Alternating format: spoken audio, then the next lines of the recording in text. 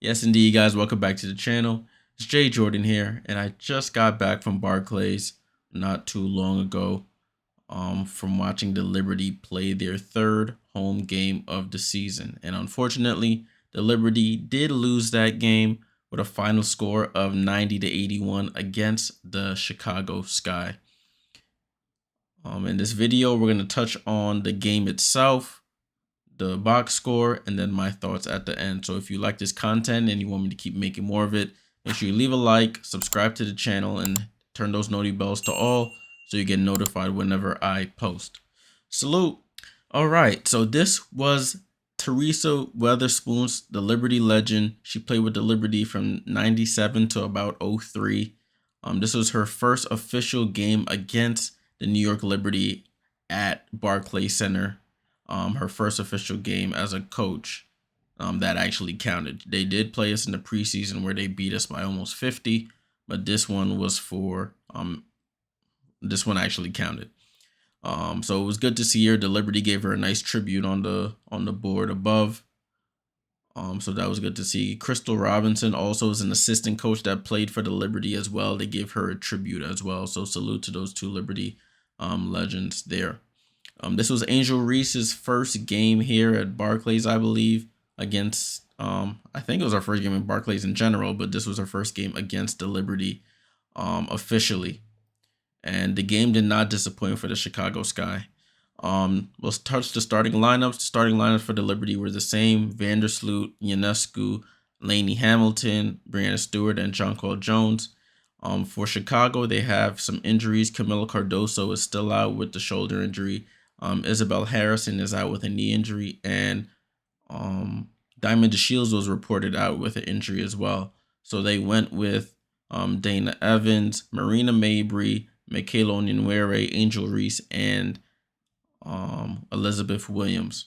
All right, so the first quarter was pretty good for both teams. The Liberty did have some early turnovers, and Jonquel did get into foul trouble within the first 3 minutes, which set a domino effect for everything that else happened in the game.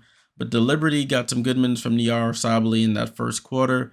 They kept pace with the Chicago Sky, and the first quarter ended at 21 to 21. The second quarter is where things fell apart. Just like last game, we were outscored in the second quarter. We didn't get into our offensive rhythm. The bench didn't really help us. I think Dorkic hit a three, but Burke missed a layup. Leone didn't score. And Chicago ended up scoring 19 points in that second quarter. So they were up 40 to 32 at halftime. So it was an 8-point game. Turnovers were piling up. The Liberty looked like they didn't have any energy. Last time Chicago had played was on the 18th. So they had a nice 5-day break. The Liberty last played on Monday, so they had a 2-day break. So you could definitely tell the difference in energy. The Liberty up to playing their 5th game, and Chicago only playing their 3rd game of the season. Third quarter, Liberty started to pick up some life. Sabrina Ionescu was trying her best to will the team back to a reasonable game, but we just couldn't get stops on the other end. They were still getting those offensive rebounds. The bigs started to assert themselves. Kennedy Carter hit some big shots. Marina Mabry felt like she couldn't miss. She was shooting over everybody, scoring on Benijah, scoring on Sabrina, Vandersloot, whoever they put on her. Mabry was just turnaround jump shots, getting fouled on shots. A lot of foul calls in this game that the Liberty felt did not go their way. But Chicago really stuck it to them, even though the Liberty outscored them 27 to 23 in that third quarter. And the fourth quarter, Chicago outscored the Liberty 27 to 22 in that quarter. Everybody from Mabry to Dana Evans to Angel Reese started getting offensive rebounds and putbacks. Kennedy Carter, Elizabeth Williams, Michaela Onyenwere, the ex-Liberty player, she had a solid game in her start tonight. So that's how the game ended with the final score of 90 to 81. Jonquel ended the game with 5 fouls. She could never get in the rhythm. She even got tricked into getting a foul. Angel Reese baited her into a foul, and she fell for the bait. It was just a bad overall night for Jonquel. Angel Reese played great D on Brianna Stewart. Stewart got most of her points from the foul line and in garbage time. Angel even pickpocketed Stewie on one play, took it coast to coast, and then got fouled going for a layup. So a lot needs to improve. Sandy should have went back to Niara some of the points of the game, but even she mentioned it in the press conference. But that's the final score of the game. Liberty go to 4-1. Chicago goes to 2-1. Let's take a look at the box score. Take a look at the box score here. So for the Chicago Sky, you had Marina Mabry. She had 36 minutes. She played almost the whole game. Had 21 points, 6 rebounds, 7 assists on 8 of 13 shooting. 3 of 8 from 3. And she was a +9 in her minutes. Dana Evans had 12 points, 2 rebounds, and 4 assists. She was 5 for 14, but she did have 2 steals and a +7 in her minutes. And Michaela Onuere, the ex-Liberty player, 13 points, 5 rebounds on 5 of 12 shooting. She was really getting in the post, trying to post up Sabrina and Sloot. Angel Reese, 31 minutes, had 13 and 9 and 1 rebound away from a double-double. 3 for 10. She still has to work on her finishing around the basket, but she was getting fouled and getting to the line. Elizabeth Williams, 9 points, 7 rebounds, 3 assists for her solid game. A +17 in her minutes, which is very good. The bench for them, you had Lindsay Allen, who had 8 points in 18 minutes. You had Kennedy Carter, who had 12 points in 17 minutes. And even Breezy Turner got in on the action with 2 points in 12 minutes. So everybody on the Chicago Sky contributed in the score column. Let's take a look at the Liberty. The Liberty, Courtney Vandersloot, 10 points, 4 rebounds, 7 assists. I think that's her first 7 assists, or tied for her second 7 assist game of the season. Yes, Sabrina Ionescu played 35 minutes with 19 points, 4 rebounds, and 6 assists. 8 of 20 shooting. She did take some ill-advised shots in transition that she didn't mention in the press conference that she has to be aware of. But Nigel Laney wasn't a good night for her. 9 points, 3 rebounds, 1 assist, 3 of 10 shooting. She had 2 turnovers. She traveled.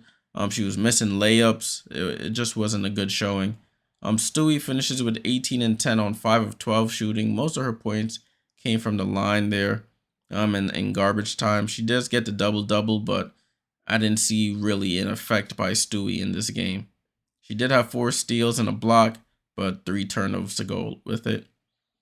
And Jonquel Jones only played 20 minutes due to the foul trouble, had 8 points and 4 rebounds, 4 of 8 shooting, had 5 turnovers and 5 fouls, a -20 in her minutes. So you know how bad she was tonight. The only player with a positive ± was Niara Sabally. She came in, was working that pick and roll with Sabrina Ionescu. She had 8 points, 6 rebounds in 19 minutes, 4 of 6 shooting, a steal and a block. Kayla Thornton, 13 minutes, 3 points and a rebound. Kennedy Berg hit a 3. She also missed a wide open layup. Dojkic hits a 3 as well, and Leonie Fabic played 4 minutes and did not score a bucket. Yeah, so that was the box score for the teams. You could see the turnovers for the Liberty really piled up. You got 5 from Jones, 3 from Stewart, and 2 from Laney, 2 from Ionescu, and 2 from Sloot. So that's already 14 turnovers from your starting lineup. The bench didn't turn the ball over. The starting lineup, who's supposed to be cohesive, are the people turning the ball over, which is a recipe for disaster. All right, my thoughts. My thoughts are that the Liberty showed some signs of tiredness. Getting beat down the floor after missed free throws, just getting beat right down the floor, and Chicago was getting layups. Chicago was going after all the loose balls. They were hitting timely shots in that fourth quarter, whether it was an offensive rebound to a kick-out 3, whether it was just going one-on-one, getting to the basket and shooting a floater, it bouncing around and going in. But fortune favors the bold, and we weren't bold enough today. We were just very lackadaisical, and it showed, and we paid the price for it. So the next game for the Liberty is on Saturday. Saturday, they play the Minnesota Lynx at 1 p.m. Eastern on the road. And for Chicago, their next game is on Saturday as well. They play the undefeated Connecticut Sun at home. So be on the lookout for those two games.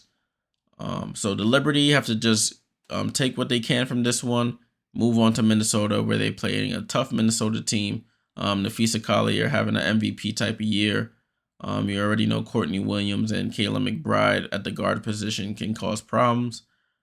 And we have to be prepared for whatever they throw at us. So take what you can from this game, lock in for Saturday, and hopefully we can get a win on the road.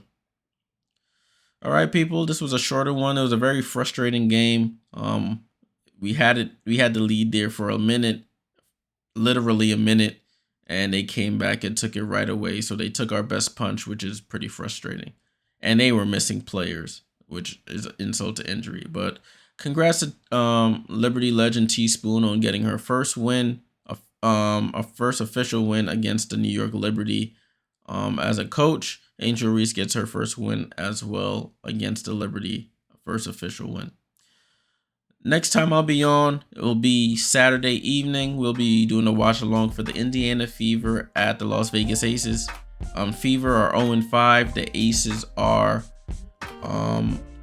what are they? They're 2-1. They lost their last game to the Mercury at home.